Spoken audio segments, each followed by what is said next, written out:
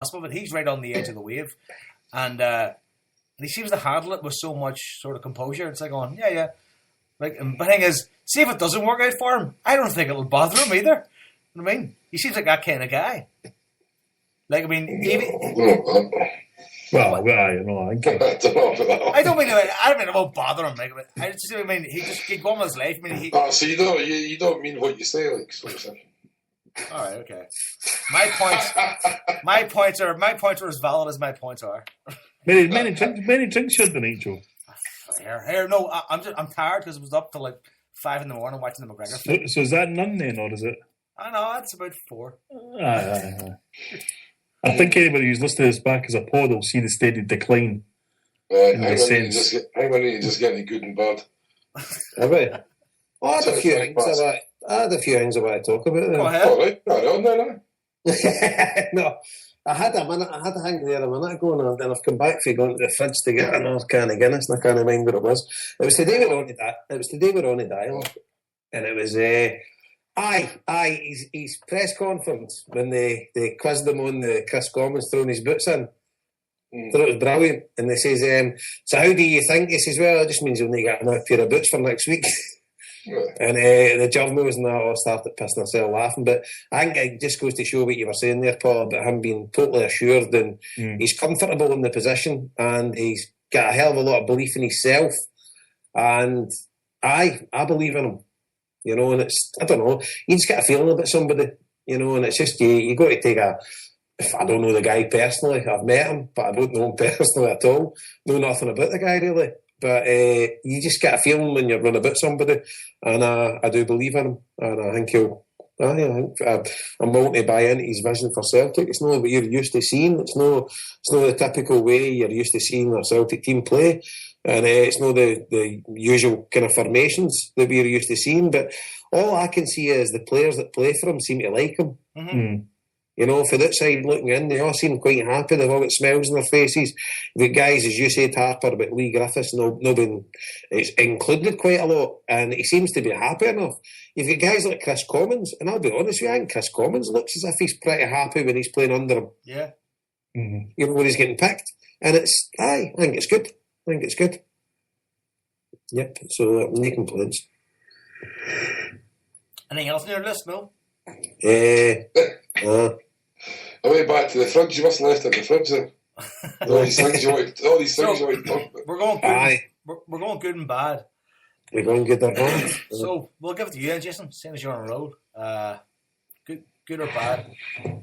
Good. Couple of goods. Adam Matthews' goal was. You'll not see many better than that, but I think good's got to be young Liam Henderson's goal. Adam Matthews' goal was far better, but I just think the young man at that stage in his career, getting a goal like that, and hopefully that'll drive him on to great things wearing the hoops. The best thing about that goal was, when you look at it like in real time, it looks like a kind of a lucky swipe, but see when you see it in slow motion. Oh no, it's always behind him. Brilliant finish, like. I mean, young McStay, should I say? You know. Yeah, no, that's a heavy burden to put on somebody's shoulders, wouldn't it? When he likes saddle a young man with any near that, if he's anywhere near the class of the maestro, he'll be doing well. Absolutely. Yeah, Paul, he's 16 when he came into the team. The good WG beat, just everything around that was brilliant. It just reminds you what football can do and what Celtic's all about. Yeah, without a doubt. Harper? Just really looking forward to Paul coming over to Drogheda on Saturday. Yourself, sort of shaping up to be a great night that we will make a pure country. But really looking forward to the night that the three of us will be together, and some of the guys are all. Here, that sounds like an orgy for folks' sake.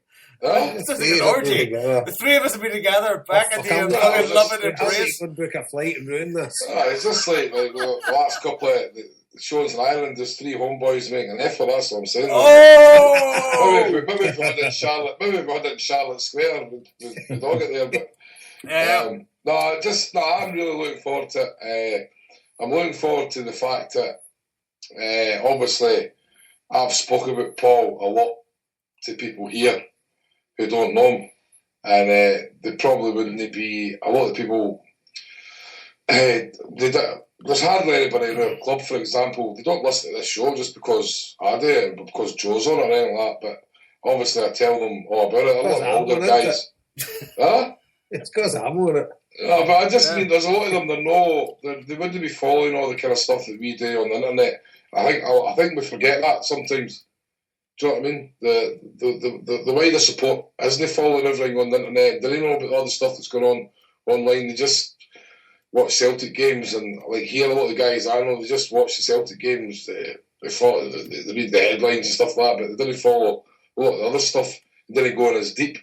And obviously, I've told them all about Paul and different things, and I'm looking forward to them seeing what I've spoke to them about. Yep. So I'm looking forward to that side of it, like, you know. So I'm just really looking forward to this Saturday night. Really buzzing for it. I'm absolutely buzzing for it. There's a buzz about the place. There you go. Different animal. My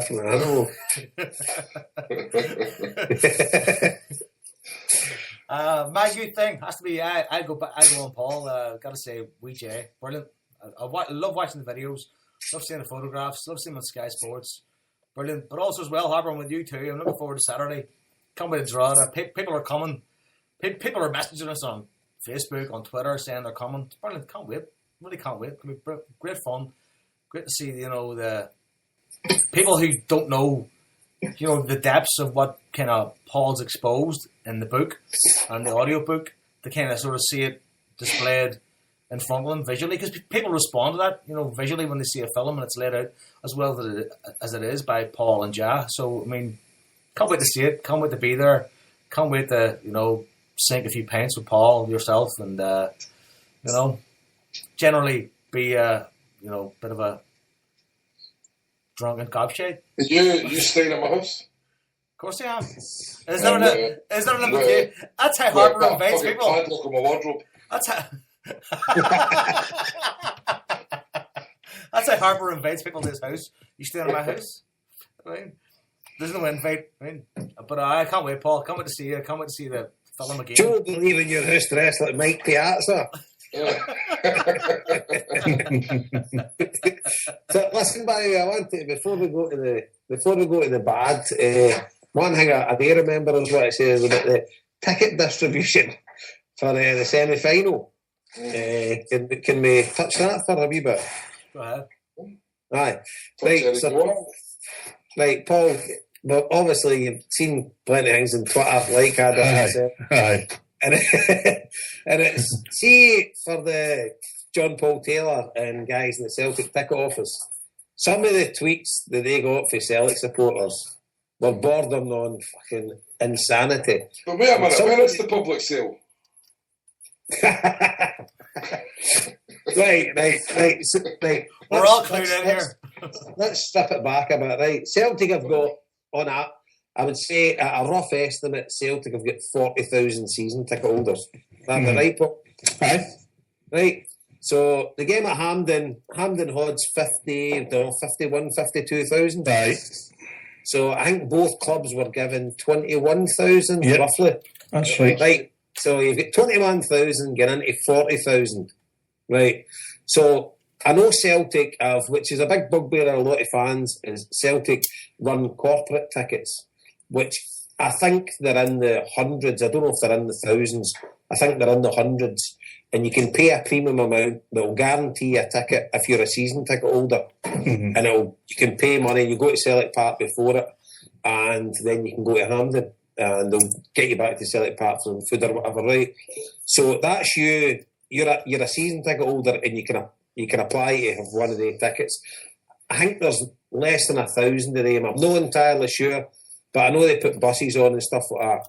There is two other corporate things at Hampden Park. One of them is run by debenture holders, these are seats at Hampden Park that were bought up bronze, silver and gold.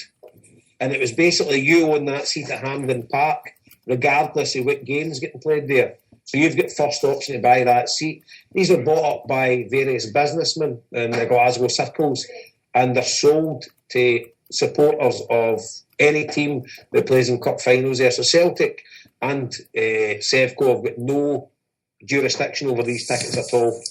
You know, and then there's other tickets that, I don't know, come to handle or whatever. So Celtic do that, and then so the rest of them say 21,000, say it down to 20,000 for 40,000. So they've decided to give away tickets to people who have attended away games before the 28th of October on their own season ticket. So you used your member number to get a ticket, or those that are in the home ticket direct debit scheme. So basically they take a ticket for every home game. The ones remaining would have been balloted between those that attended the Hearts or the Partick Thistle Home League Cup game, but they weren't on the direct debit scheme. And then that's where the ticket's gone, because that fills the... So does anybody think that's unfair? No, not at all. No. But all these folk that are saying, I didn't get a ticket because of this, I didn't get a ticket because of this, well, what you want? Do you know what I mean? Because if you go to the other away game and you stick it on your season ticket, because these away games you can actually walk up to Celtic Park and buy tickets for. It's not as if days gone by, like you had an allocation of 3,000 and they were gone. Mm-hmm. You know, nowadays we're not selling out our allocations for away games. Like for instance, the St Johnstone game, first game of the season. Mm-hmm. You could just walk up to Celtic Park and buy a ticket with your season ticket. You know, so it's like, I don't know how they're expecting Celtic to do this, but I think the way they've done it. Right, see when you think back to that Partick Thistle game, right? How miserable a night that was. Aye. All the people, like how you brought up, like there, and what was it you said there entitled to a ticket? She went to that or the... Yep. No, you're not entitled. You're entitled. If you're on the direct debit scheme and you took your ticket for that Partick Thistle game, you were guaranteed one. If you bought your ticket off your season ticket of that, you were in a ballot. Right. You were in a ballot. Mm. So basically, they gave it to those that went to an away game on their membership number before the 28th of October. So basically, I don't know if we'd five away games by then, 5-6 away games. So if you had took an away ticket off Celtic up until the 28th of October on your own season card, you'd be guaranteed a ticket for this. Or if you're in the home ticket scheme. If you only attended the Hearts or the Partick Thistle game, but you weren't on the home ticket scheme, you'd have been in a ballot for a ticket. Right. No, you're still in it then. Because just when you think about how bad that night was, the people that went out that night. Aye. So, I mean, remember how crabbit you were with me and Joe on the thing? You were getting all Uber with us and that. Remember, Joe? What? Remember he was getting all Uber with us and that? When? Remember that night at the Partick Thistle game because he was cold? No, that He was a wee bit cold, remember? That's right, because, you know... No. That wasn't that Partick Thistle game. That was the Dinamo Zagreb game. Mm-hmm. Harper's trying to find an ally with me here, and I gotta say, Harper, I mean, I brought 30 kids from Dublin, and I was sitting in horizontal rain all day. I mean, I wasn't in, like, you know, the pub having a few pints and stuff. I mean, so I have a different experience to the game than you do. Maybe I'm part of the Uber club now, Jason. Maybe am I in? What the fuck are you talking about? I was trying to follow that, but I just couldn't at all. You're killer. I think that spells the end of the podcast. Then we'll go to bed. Go to bed. I'm going to... Joe's recollection of Uberness is my bad.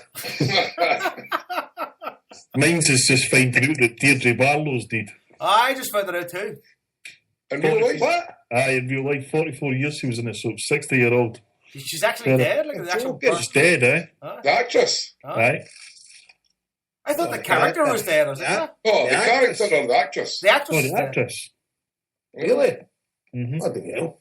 Jeez. What happened? Just says after a short illness. Jesus. What the hell? 2015 is going to go mental on actors. It's the same way 2014 did. It's crazy. Anyway, bad. So that's the bad for you, Paul. Aye. Jason? Bad. Did you see that? No. Did you? He did. They did. He said Judy Burnett's story. Yeah. You're shite you were talking. Harper? The fact I've not had a pair of trousers since the 6th of December. I just checked Paul. The post